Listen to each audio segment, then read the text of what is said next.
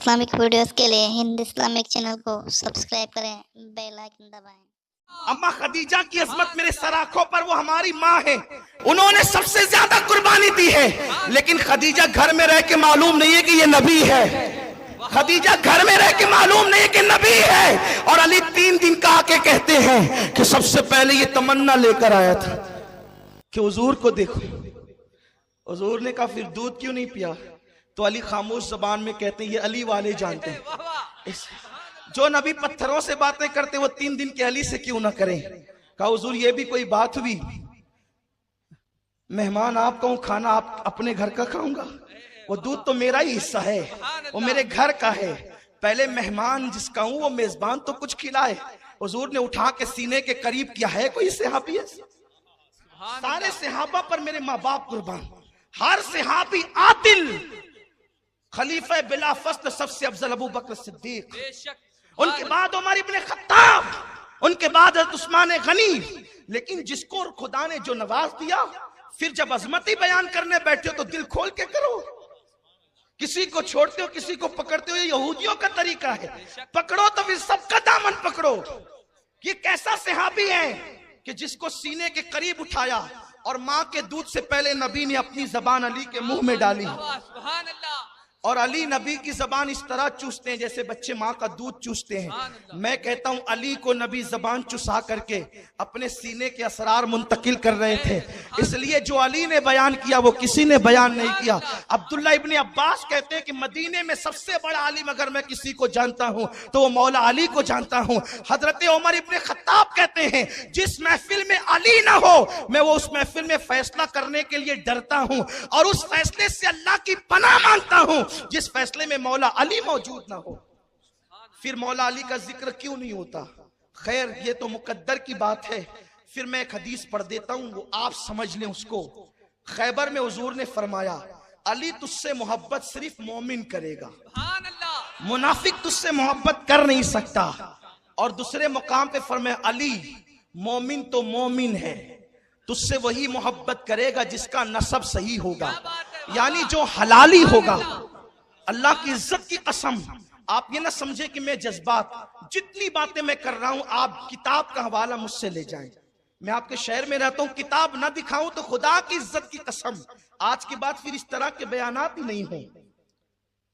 हुजूर ने अली तुझसे सिर्फ हलाली मोहब्बत कर। हज़रत अनस कहते हैं, अनस इब्ने मालिक कहते हैं, उसके बाद से मदीने में कानून बन गया जो बच्चा डाउटफुल होता अपना है कि किसी और का है, बहुत तहकीक लड़ाई झगड़े नहीं होते, उसके सामने बोला जाता अली, वो कहता मौला।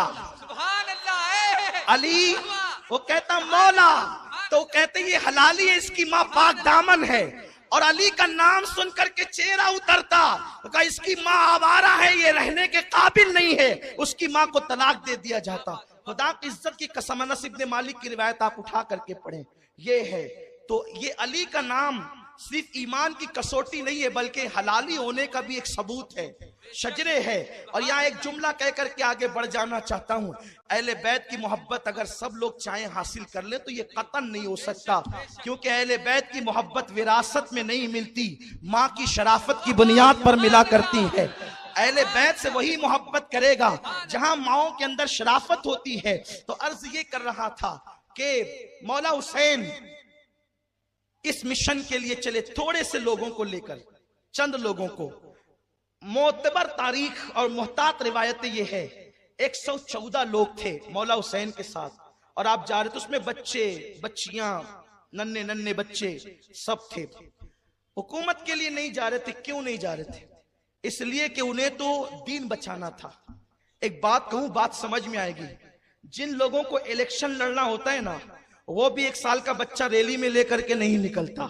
वो सोचता है कि इतना प्रचार करूं मोहल्ले में कि मेरे साथ रैली बड़ी निकले, ताकि लोगों को लगे कि यार इसके साथ लोग ज्यादा है तो वोट इसको ज्यादा मिलनी चाहिए। नादान जो इलेक्शन लड़ने जाता है वो भी बड़ी रैली लेकर के जाता है। जो हुकूमत करने जाएगा वो 1 साल एक महीने का बच्चा हाथ में क्यों लेकर के जाएगा?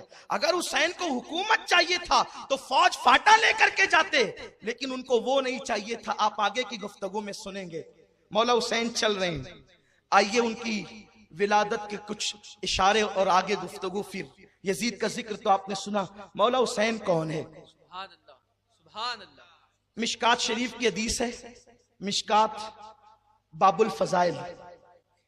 मौला हुसैन की विलादत का वक्त आता है।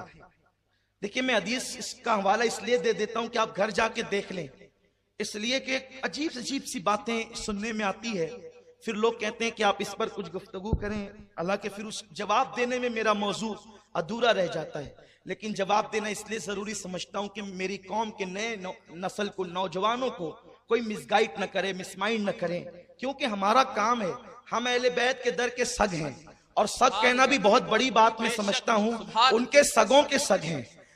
मेरी तमन्ना तो यह है कि हुसैन की चौखट पे रहने वाले किसी कुत्ते का नाम अमीन होता, वाह वाह, सुभान तो हुसैन उस कुत्ते को अमीन कह के पुकारते, तो इसी बहाने उनकी जबान पे मेरा नाम आ जाता। सुभान अल्लाह, सुभान अल्लाह। हमारी तमन्ना तो ये, हम वो लोग हैं, हमें कोई डिग्री नहीं है हमारे पास एक डिग्री है जिसे इश्क अहले बैत और इश्क नबी कहते हैं, और खुदा की कसम यही दाग लेकर के जाना चाहते हैं। लहद में इश्क रुखे शाह का दाग लेके चले, अंधेरी रात सुनी थी चराग लेके चले, जना बनेगी मुहिब्बा ने चार यार की कब, जो अपने सीनों में ये चार बाग लेके चले।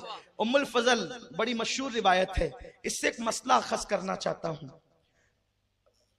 रोते हुए आई, हुजूर मैंने ऐसा ख्वाब देखा, बयान करने की हिम्मत नहीं, हुजूर ने मैं बयान करूं। ख्वाब कभी कभी अजीब होते हैं, उसकी ताबीर खूबसूरत होती है।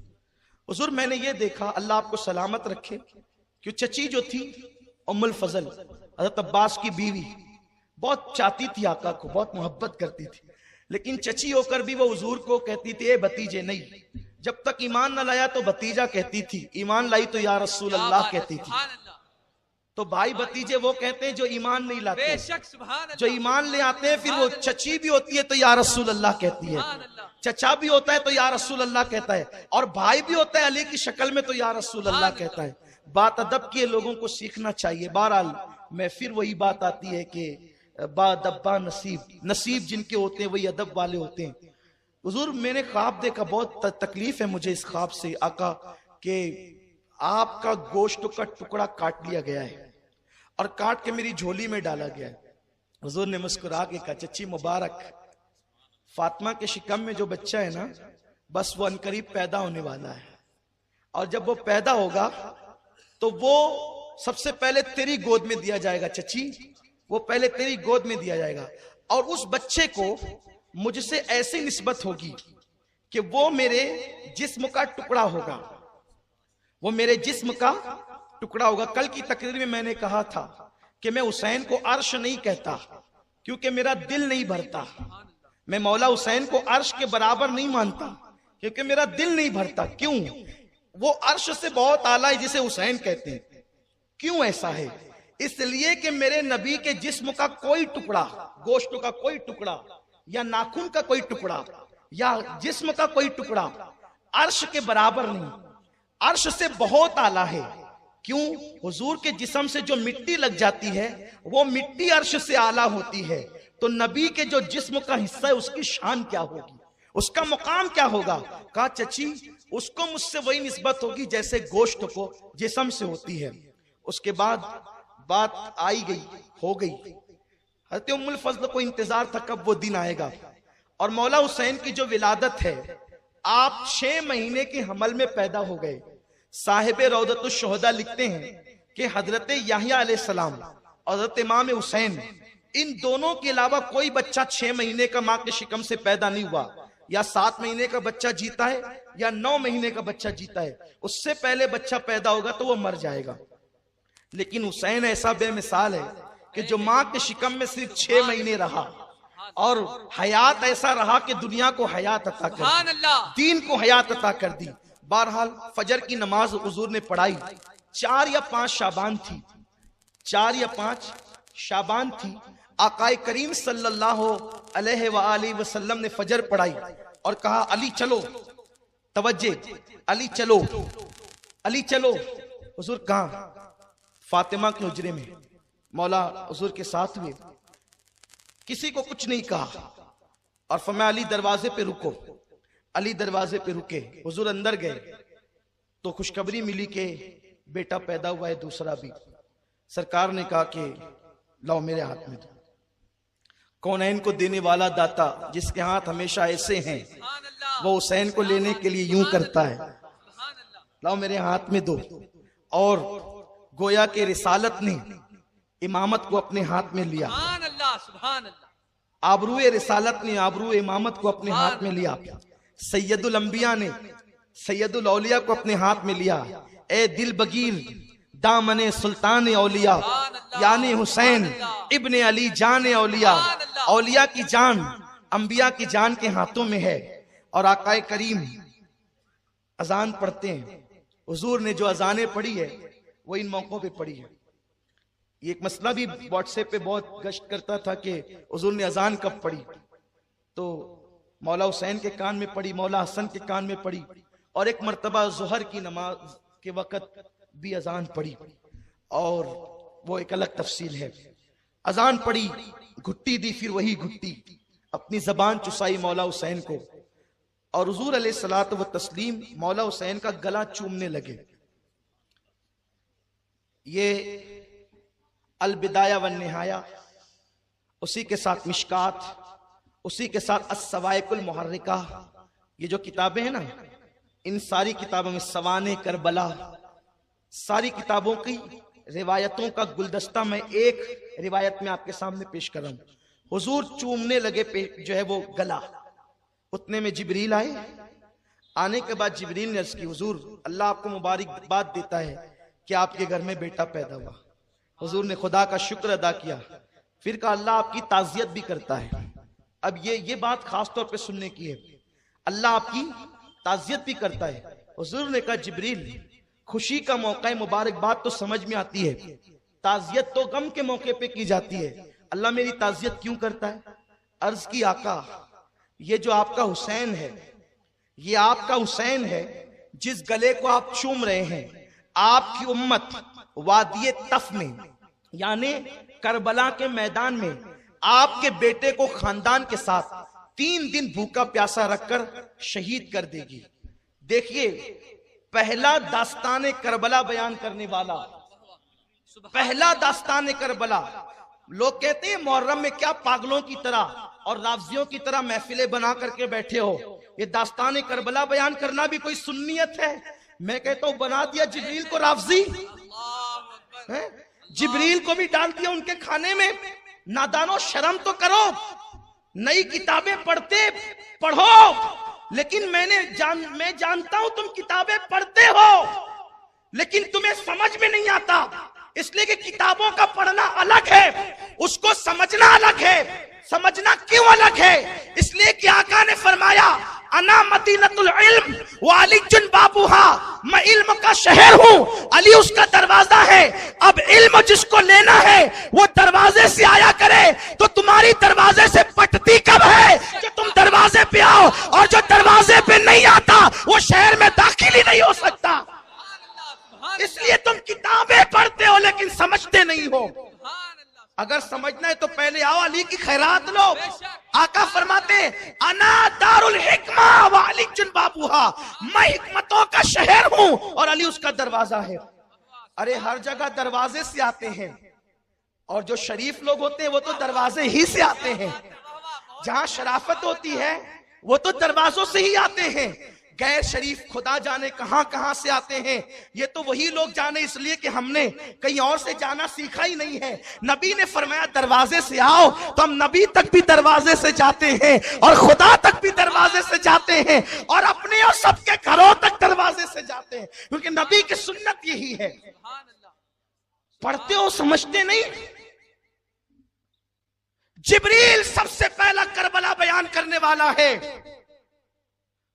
और फिर आका अलैहिस्सलाम ने जब दास्ताने करबला वाक़े होने से पहले, अभी करबला वाक़े नहीं हुआ, अभी करबला को वाक़े होने 53 साल का अरसा बाकी है, निस्फ सदी बाकी है, और जिब्रील नबी के घर में खुतबा पढ़ रहा है करबला का, और आका ने सुना मेरे बेटे को मेरी उम्मत शहीद कर देगी।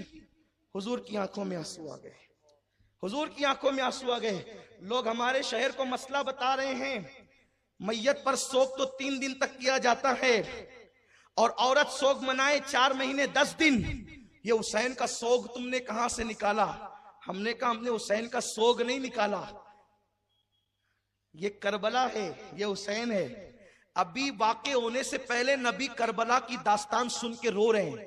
सोग मनाना अलग चीज है और मोहब्बत में रोना अलग चीज है। सोग 3 दिन तक जायज है बिल्कुल, लेकिन हम तो 3 दिन भी नहीं मनाते।